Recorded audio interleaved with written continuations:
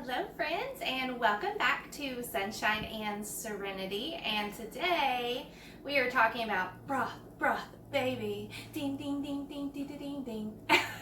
If you are new to the channel, welcome, and we are so excited that you are here. If you will take a moment, hit that like and subscribe button, drop us a comment below. We would love to say hi. It just helps our channel grow and get out there to your friends and family, and we would greatly appreciate it. But as the title said, today we are going to can some broth.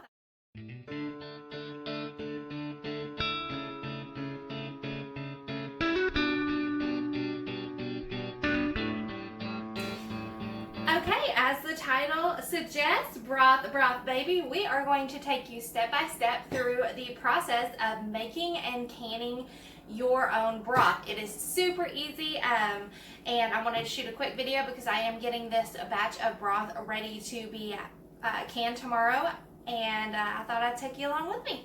So come on. Alright, so the first things you're going to need is a stock pot, or some people use their crock pot and they will cook their broth in a crock pot. You can do it either way. I just use one of these big stainless steel non-reactive pots right here, and this is what I do my broth in. This allows me to be able to make a large amount because it is very tall and it is a wider pot, and so that allows me to make more at one time.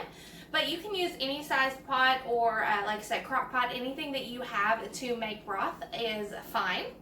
And then you're also going to need, of course, your canning jars. I use quart jars, but you can use any size that you want. I have a family of 4, so I use the quart jars. It just makes it a little easier because most of the time I do use a quart at a time or more when I'm making dinners and recipes and things that require broth. So you will need your canning jars. You will also need a funnel of some sort. This is just a canning funnel that I got in a canning kit. And then you will need a mesh strainer. This is the only size that I have that is this fine mesh material. If you have a larger one, it will make it a lot easier because you can do a lot more through that without having to do it in smaller rounds. But this is what I have on hand. And then I also use an extra bowl. This is what I will actually strain my broth into, and then from here I will put it into my jars. And then the only other thing you're going to need to process these is a pressure canner. Now you do have to pressure can broth because it is has to do with the acidity. It is a low acid food, and so you do have to pressure can that. So you also need a pressure canner. This is the one that I have. Looks like this, and it has a dial gauge on the top, and that is what I do all of my pressure canning in. And of course you're going to need bones. So I use, anytime I cook a chicken or we cook beef, you can use soup bones, you can use all kinds to make broth. This is chicken broth. I'm using leftover chicken bones from when I cooked a whole chicken for dinner, and I actually just tossed those bones into the freezer until I was ready to make my broth. And so that is what I'm using today. And then you can use vegetables. If you have leftover vegetables from cooking dinners, you can just throw all of that into your stock, and that will help give it that rich flavor. And it gives it all those really great properties as well. Another thing that you will need is you will need some apple cider vinegar, because 2 tablespoons of that will actually draw out the good quality nutrients from the bones that you're wanting in your bone broth, that makes homemade bone broth so much healthier and immune boosting when you make it at home yourself. So this is the broth that I have, and I will insert a picture right now.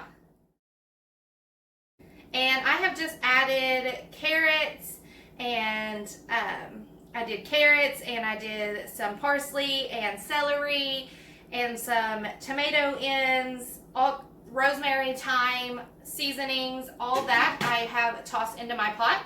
And what you want to do is place your chicken bones into the pot, place all of your vegetables and your seasonings that you want into the pot. Make sure you put in your 2 tablespoons of the apple cider vinegar. That will help, again, draw that nutrients out of those bones and make it good and healthy to build your strong bones and your good immune system, which we need right around this time, right? It's getting into the fall and winter time, and we need to have We need to have good, strong immune system. So once you get those in there, you just need to fill it up with water to the top. Now, once you fill it up with water, if you're doing it on your stove top, you want to simmer that for 1 to 2 days. I did mine 2.5 days. And that will just slowly bring out all those nutrients from those vegetables that you have in there, in your bones, and all of that. So you want to go ahead and simmer that for several days. And if you're doing it in the crock pot, a lot of people do that and just set it on the counter. Forget about it. Let it go. You can do that as well. I just prefer to do mine in the stock pot on the stove because I can make more at one time. So then once this is done simmering for your 2.5 days, what you're going to do is you're going to want to let it cool down completely.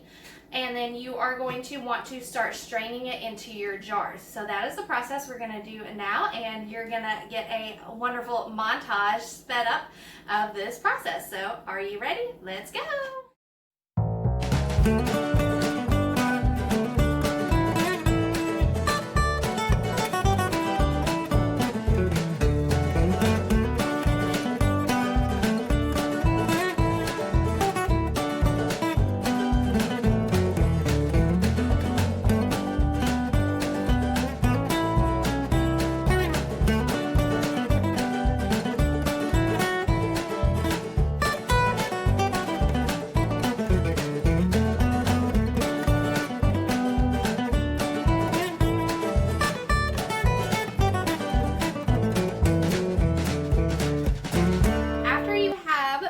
All of your broth into your jars. Now, it's very important to leave about 1 inch of headspace because you are going to refrigerate these for 24 hours in order to let that fat layer kind of build up on the top.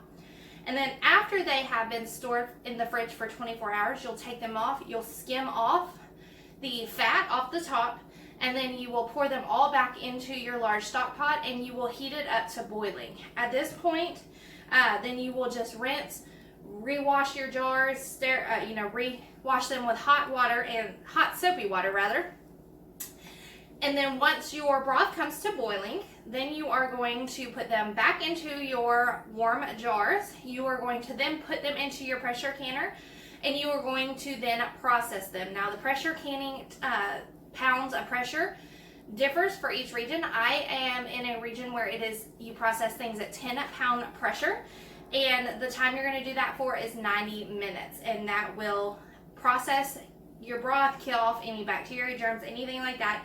And then it will allow those to seal. You will then just do the normal canning process. You'll leave them out undisturbed for 12 to 24 hours. And then make sure all of your jars have sealed. If they have not sealed at that point, then you can reprocess them if you choose to. Or you can stick them into your refrigerator to use them for a meal.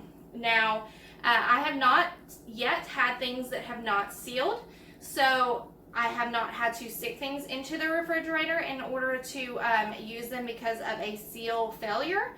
But those things do happen, and I'm sure at some point in my canning routine, I will come across a jar that doesn't seal at some point. So in that case, I would just throw it in the fridge and then just use that up into a meal, kind of plan my meal around, hey, I have some broth I need to use before it goes bad in the refrigerator. So you're just going to get lids and you're just going to put lids on all of your jars, store them into the refrigerator for 24 hours. Now I have these lids right here that are just screw-on lids. You don't use these for canning, obviously, but you can use them for storing things into the refrigerator. So I'm just going to put lids on all of my jars and then store them into the refrigerator for 24 hours. Come back tomorrow around this time and I will skim off the fat, pour everything back into a stock pot, rewash my jars, get everything heated and ready for the canning process, and then I will be pressure canning these tomorrow. And that is the process for canning and making your own homemade broth. And once you can your own broth, you will never go back to buying store-bought broth ever again. Not only is it more financially responsible, not only does it save you money, it's more affordable, but it is also much better for you than things you can buy in the store, because the store broth has all these different additives, sodium, all these things that you don't need in your broth. And when you make it at home, it is much healthier and it will help you get through a lot of meals. You will also have great immunity because of all the immune boosting nutrients that you have gotten from not only the bones themselves, but also from the vegetables that you had in your stock as well. So if you wanted to know how to make homemade broth, there it is. I hope this video was helpful. Give it a thumbs up, a like, and a subscribe. Drop your comments below. Say hi. I'd love to say hi back to you. And until we meet again, friends, next time, y'all have a wonderful and blessed day. Bye.